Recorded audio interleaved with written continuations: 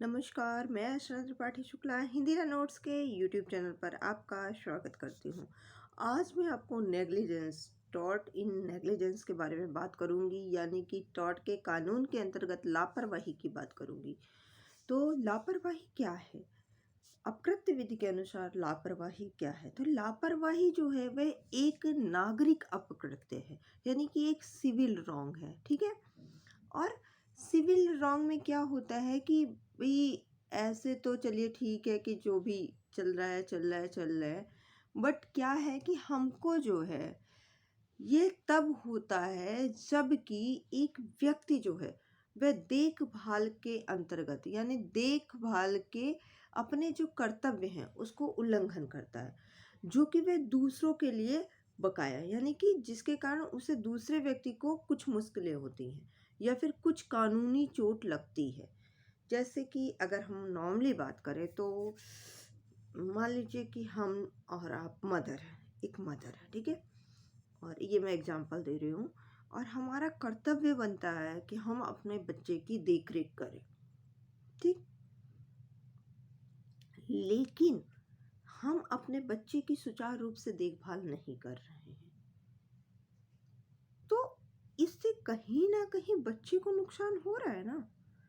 तो हमारा कर्तव्य जो है अगर हम उसका उल्लंघन कर रहे हैं, जो कि वह दूसरों के लिए बकाया, यानी कि दूसरा व्यक्ति लायबल है, दूसरा व्यक्ति उसको पाने का हकदार है, जिसके कारण उस दूसरे व्यक्ति को कुछ मुश्किलें हो रही हैं हमारे ना करने की वजह से, और उसे कुछ कानूनी रूप से चोट लगती है, तो यह नेग्लिजेंस कहलाती है। अगर हम आम आदमी की शर्तों में बात करें तो लापरवाही का निर्वहन की जो विफलता है या लापरवाही के व्यवहार के कारण कुछ करने में अगर हमें चूक हो जाती है तो उसको हम लापरवाही कहते हैं। अब टॉर्ट कानून में लापरवाही क्या हो सकती है? यानी कि टॉर्ट कानून में लापरवाही हो सकती है कब? जब फिर अतिचार या उपद्रव जैसे अन्य अपकृत करने का एक तरीका, या फिर यह अपने आप में एक टोटका मान लीजिए इसको, या फिर अब लापरवाही की अनिवार्यता क्या होगी? ये तो रहा कि अतिचार, उपद्रव और ये सब, मतलब ये लापरवाही का अंग है। बट अब लापरवाही की अनिवार्यता क्या है? तो इसका पहला पॉइंट अगर हम बात करें तो आएगा देखभाल का कर्तव्य। ठीक है, कि वादी को यह साबित करने की आवश्यकता है कि प्रतिवादी ने उस देखभाल के कर्तव्य को दिया था और उसी का उसने उल्लंघन किया है, यानी कि यह वादी साबित करेगा। लापरवाही के लिए जो कर्तव्य है, जो कर्तव्य की प्रकृति है, वह कानूनी है या फिर नैतिक है या फिर धार्मिक है, यह भी सिद्ध करना पड़ेगा कि वह जो कर्तव्य है वह कानूनी रूप से है, नैतिक रूप से है या धार्मिक रूप से है। तो कर्तव्य को दूसरों के प्रति सावधान रहने का जो दायित्व के रूप में भी हम इसको देख सकते हैं। पहला चीज तो ये हो गया, हमने कर्तव्य को भैया डिवाइड कर दिया कि कौन सा कर्तव्य था आपका, कौन सा कर्तव्य आपको दिया गया था, आपने उसका पालन नहीं किया। दूसरी चीज, कर्तव्य का उल्लंघन। जब पहली शर्त स्थापित हो जाती है तो दूसरा कदम यह स्थापित करना होता है कि भैया कर्तव्य का उल्लंघन यहाँ पर हुआ था, यानी हमने आपको ये कार्य दिया था कि आप ये कार्य कर लो, आपने इस कार्य को नहीं किया है। ठीक है, कर्तव्य का उल्लंघन हुआ है। प्रतिवादी को एक उचित व्यक्ति की तरह अपना कर्तव्य निभाना चाहिए था, लेकिन वादी को यह सिद्ध करना पड़ेगा कि भैया प्रतिवादी ने अपना यह कर्तव्य नहीं निभाया है। ठीक है, और जो निर्णायक परीक्षण यह देखने के लिए होता है कि प्रतिवादी ने उचित देखभाल की है या नहीं है, यानी कि अपने कर्तव्य को जो है निभाया है या नहीं निभाया है, यह निर्णायक शक्ति द्वारा डिसाइड किया जाएगा। उसके बाद भैया इसमें नुकसान होना जरूरी है। प्रतिवादी के द्वारा कर्तव्यों के उल्लंघन के परिणाम स्वरूप वादी को कुछ नुकसान उठाना पड़ रहा है, और वह जो नुकसान है वह नैतिक रूप से नहीं होना चाहिए, भैया वो लीगली होना चाहिए, कानूनी रूप से होना चाहिए, यानी कानूनी दायित्व के अंतर्गत ये चीज़ें होनी चाहिए थी। इस पे एक केस लॉ भी है जो कि बहुत इम्पोर्टेंट केस लॉ है, डोनाग्यू वी स्टीवेंसन का केस है। इस केस में क्या हुआ था कि डोनाग्यू बनाम स्टीवेंसन थे, वे लापरवाही के कारण जो है अपकृत्य पर एक, इसका ऐतिहासिक मामला है, ये इम्पोर्टेंट भी है, इसको आप जो है एग्जाम पर्पज से नोट भी कर सकते हो।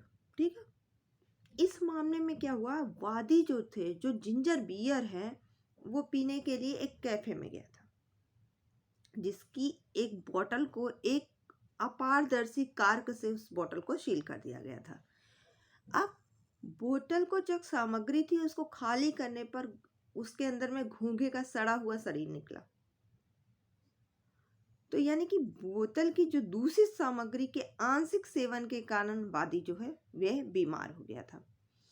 अब अदालत में गए, अदालत द्वारा यह आयोजित किया गया कि जो निर्माता था, जो अंतिम उपभोक्ता के लिए उत्पाद का निर्माण करता था, वह इस धारणा के साथ करता था कि उसके भैया से उचित से देखभाल की जाए, और उचित देखभाल की कमी के साथ ही उपभोक्ता को ये आहत हुई कि भैया निर्माता ने ऐसी जो है बॉटल दे दिया उसको। तो ऐसे निर्माता पर वादी के देखभाल का कर्तव्य था कि भैया आप जो भी बॉटल दोगे वो भैया ढंग से दोगे, सामने वाला पी के बीमार मत हो। और इस एक व्यक्ति से अपेक्षा की जाती है कि वह किसी जो है ऐसे केस में कि भैया हम अगर किसी को बॉटल दे रहे हैं, कुछ दे रहे हैं, तो वह आधुनिकता से मतलब परिपूर्ण हो। आप ये नहीं है कि किसी को कुछ भी दे दोगे। तो ऐसे में निर्माता में को दंडित किया गया। ठीक है, उसी तरह एक डॉक्टर का भी था केस, जो है आपने बहुत पढ़ा होगा, ये पेपर में भी बहुत आता है कि उसमें डॉक्टर ने चिकित्सीय लापरवाही कर दिया था।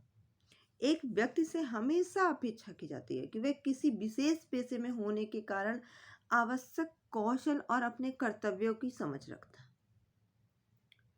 विशेष रूप से जहाँ पर चिकित्सीय पेशे में, जहाँ दाव बहुत ऊंचे होते हैं, यानी कि वह अपनी रोगियों को लिए एक विशेष उपचार का चयन करता है और देखभाल करने का एक दायित्व भी देता है।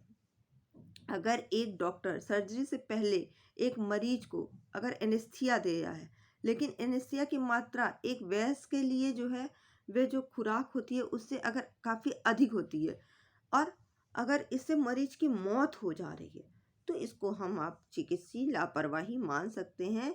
ये रेस्पा इप्सा लेक्वेटर का केस है। इसमें भी प्रतिवादी ने न केवल लापरवाही की बल्कि वादी को नुकसान भी हुआ। इससे पहले बात ज़्यादा दोष दे दिया, बाद में क्या हुआ कि भैया मर भी गया वो आदमी। तो ऐसे केसेस में जो है ये लागू होता है, और इन परिस्थितियों में एक सिद्धांत भी लागू होता है, रेस इस्पा लिक्विडेटर, जिसका अर्थ है चीजें अपने लिए बोलती हैं।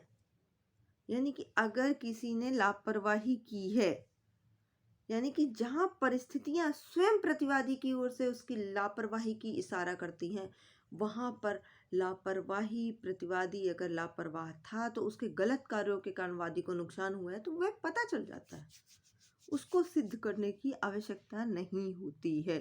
भैया आपने जो है पेट में रोगी के घड़ी छोड़ दिया, ऑपरेशन करते समय, सर्जरी करते समय आपने घड़ी छोड़ दिया, अल्ट्रासाउंड में वो घड़ी दिख रही है,